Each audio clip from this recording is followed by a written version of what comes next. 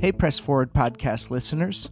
Welcome to day 3 of PressPause, a collaborative mini-series brought to you by WP&UP and WPMU Dev. My name is Micah Daly, and in each episode of this series, Nathan Wrigley and I interview WordCamp goers from around the world to hear the uplifting, fun, or interesting stories that have stuck with them past the camps that they attended. It's a show that gives you a moment to pause and remember that, at its heart, WordPress is made up of real people.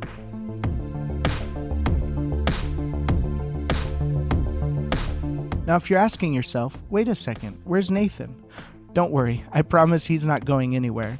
We're just working together on this project, and hopefully others in the future. If you'd like to hear more about the collaboration between Nathan and I, or WPMU Dev and WP&UP, go back and listen to the first episode of PressPause. In it, Nathan and I also share our favorite WordCamp memories. All right, on with the show.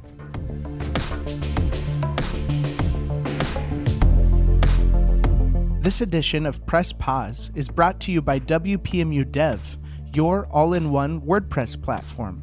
With tools like the Hub for site management, fully managed hosting, 24/7 support for anything WordPress, Smush, the award-winning image optimizer, Defender, the hacker-blocking luchador, and many more, WPMU Dev is the one membership you'll need for managing, optimizing, securing, and branding your WordPress sites.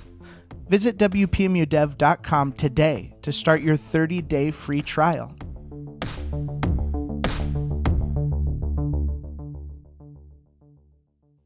Today, I'm chatting with Tess Clare. I first met Tess in November of 2018 at WordCamp US, and we quickly connected over, obviously, WordPress, music, and being some of the only 20-somethings in our little group.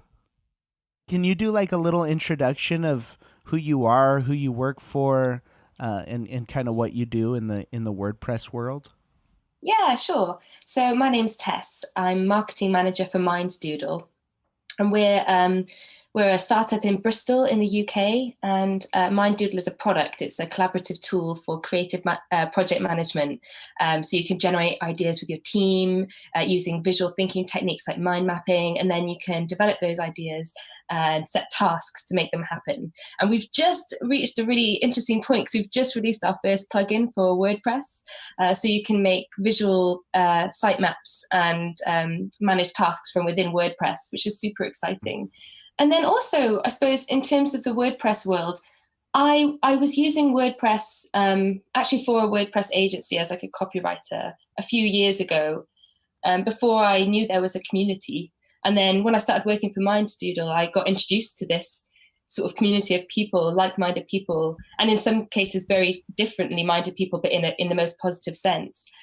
So I basically got involved by helping WordCamp Bristol, the inaugural event, with their social media and some content writing, because that was easy and natural for me to do, as a way to contribute my time.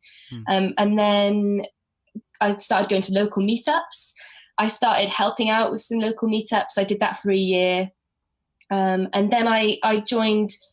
Last year, I joined the WordCamp Europe organising team as a member of their PR team. And I didn't know a huge amount about PR. I was just, some of the skills I had, made it easy, but I wasn't a PR professional. But that was a really fun experience. And then this year, they asked me to be a team lead for communications. So wow. So that's been amazing. And there's only a few weeks left. So hopefully we'll get all the messaging we need out there. Yeah, that's awesome. Wow, so you're kind of moving up and getting even more involved this year. Yeah, exactly. And that's been really nice, actually, because I'm the type of person that I really like that movement and being dynamic with how I contribute. I'm not sure why, but I'm quite young still as well. So maybe it's an inherent thing, to do with youth. So did you help with WordCamp London this year too? I didn't, but I went along as a speaker. Oh, cool. So that was the first time I was a lightning speaker on stage at a WordCamp. Okay. What did you speak on? So I spoke on a Do Action hackathon, which is like a community organized event where volunteers from the WordPress community create websites for non-profits and charities in the local area. So I actually co-organized the first one to take place in Europe last year. Yeah, that's so cool. I want to be more like you. You do a lot of really cool stuff. Well, you say that, but actually I've got a new motto, which is just do one thing at a time. Yeah. I could also glean from that, because I always feel like I'm doing a million different things. Yeah. And then it gets to the point where your downtime is like, oh, I'll just create something that no one's asked me to do. Yeah. Like that's like, okay, just go away from your computer for a bit. That's funny. Okay, so back to where we were. So what's kind of one story or one moment, one thing that you'll always remember from all the WordCamps that you've been involved in? So I've got a really, really simple one.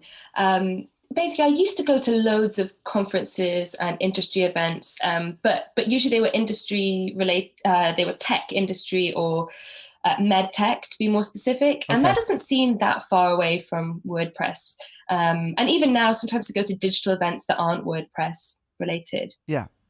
But basically, I'd find it, I wasn't enjoying myself really. I was going there to do my duty, to represent my company, whoever that was at the time, and network. And it all felt very inauthentic and not very fun. It didn't feel very relaxed. I used to bite my nails loads. I still do that sometimes, but not because of an event. Right. And when I went to the first WordCamp I went to was WordCamp London. I think it was 2017. And it was really nice. I met a bunch of people and it was like sort of meeting people in passing and so it was quite relaxed. And there was 2 people I knew there from the Bristol WordPress community. So I felt like, okay, I've got them to go and find if I'm sort of lost of things to do. Yeah. But at one stage, it was the afternoon and I was a bit tired out from listening to talks and everything. And I just sat down on a sofa and I might have had my laptop out, I don't know. But essentially someone basically just sort of made eye contact with me and came and sat down and chatted to me. And it felt like that moment where it's like, oh, have I known you forever? I've just got an instant connection with you. And then someone else came and joined the conversation and it was like, okay, I feel like I've known all of you people forever.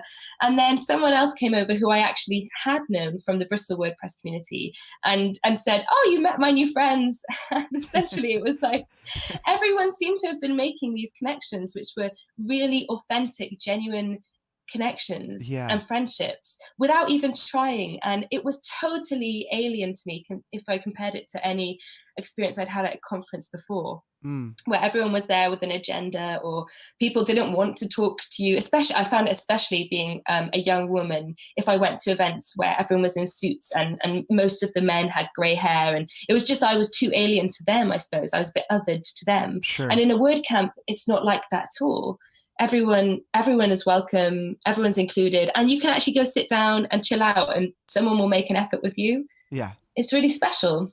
Yeah, it's so true. I think about the WordCamp experiences that I've had, and it's just there's so many different types of people, different ages, different backgrounds, but somehow you make these connections, and I think it's probably because we're all there for for the same reason.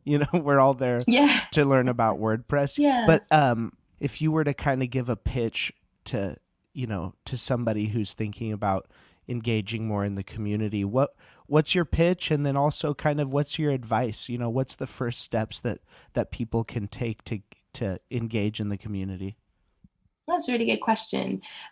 So when I first got involved in the community, and I've had this feeling at other events beforehand, I felt a bit like I was an imposter, not because of the classic imposter syndrome where you're probably really talented and don't think you're talented.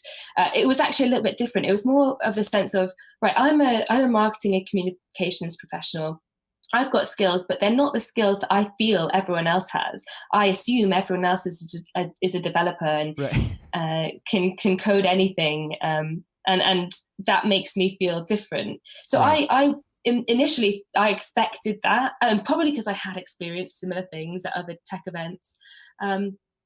So I guess my pitch is that as soon as you realize that whatever skill you have is really, really valuable and welcome, and you can contribute using that skill, you realize how many ways there are to contribute. So, organizing a charity hackathon to or contributing your time through a contributor day, where you have an expertise, or maybe you can do something really, really basic that's just super important. So the expertise could be you're an accessibility expert, but if you don't have those skills, but you do have the skills of typing up someone's talk, so you could add subtitles. You don't need any specific expertise there. You just have to have a skill at typing what people can say. Right. So really, there's so many ways that you could get involved if you want to. So it's really special in that sense, because as soon as you find out that really simple thing of any skill I have, I can use to do good. It's just like a magical, door opening, and then you've got all these avenues that you can explore. There's something that hit me as quite profound in Tess's response to that last question. She started by pointing out how our differences can often be the most intimidating aspect of entering or participating in a community. But then she ended by reminding us that those differences are often the things that make our communities stronger, fuller, and significantly more beautiful. And that's part of what makes WordCamps so special.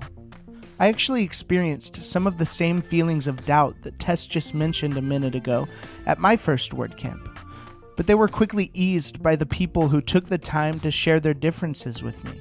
And, believe it or not, Tess was actually one of those people. I wanted to thank you, because I always remember the conversations or the moments that you and Rich kind of hung out with me at WordCamp US, and it made it really made me feel a lot more comfortable and invited. I tend to feel anxious in those big, the big crowds in those settings, and I'll always remember the first day when at lunch you came and sat with me, and then at the after party the last day you kind of sat at the table with me and we talked a lot, so that really meant a lot to me. So I wanted to thank you for that. That is so awesome. Do you know what? It's so funny how it's really difficult to put yourself in someone else's shoes, because if I know exactly what you're talking about, I know the feeling from your perspective, but I never would have expected you to feel those feelings as well. Do you know what I mean? Where it's the other way around.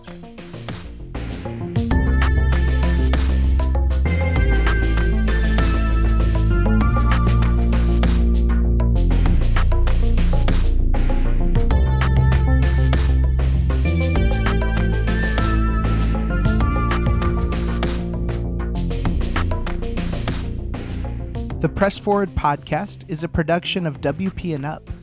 This mini-series is a collaborative effort between WPMU Dev and WP&UP. Nathan Wrigley and me, Micah Daly, produced this episode, and I created the original score. A special thanks to Tess for chatting with me today. Thank you all so much for listening, and remember that together, we can press forward.